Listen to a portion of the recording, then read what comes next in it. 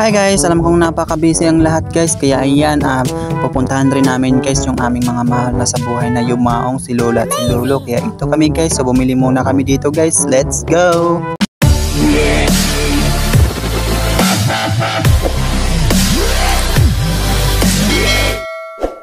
Hi guys, ayan guys, so dito muna ako ngayon sa tabi guys dahil napakainit pa habang inaantay kong aking mga kasama.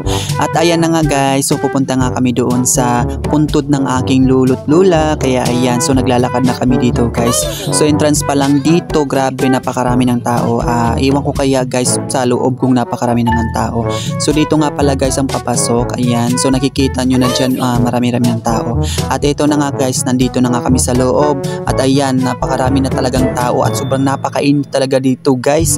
So nag-stop nga kami dito guys dahil hinahanap namin, dahil nakalimutan na namin kung saan ba yung nakalagay talaga yung puntod ng aking lolo't lola guys. Kaya ayan, so pumunta muna kami pa doon sa taas dahil hinahanap pa namin kasi nga nakalimutan lang namin kasi maraming talagang nakadagdag dito guys. Ayan, so finally nandito kami sa unahan at nahanap na rin namin guys.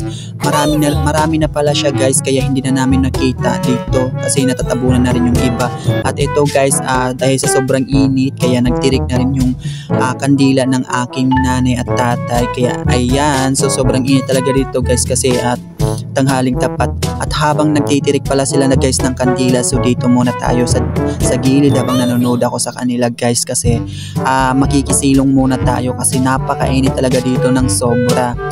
At ayan guys, doon muna sa unahan pupuntahan namin yung malaking krus. So magsisindi kami. Ayun guys yung krus na yan. So lahat kami dyan magsisindi ng kandila para sa mga yumaong din pag once na malalayo. At may simba din dito guys, kaya ayan, dito rin nagtitipon-tipon ng ibang mga tao, kaya napakaraming tao yan guys. Ayan, kung makikita mo, yun ang krus na malaki.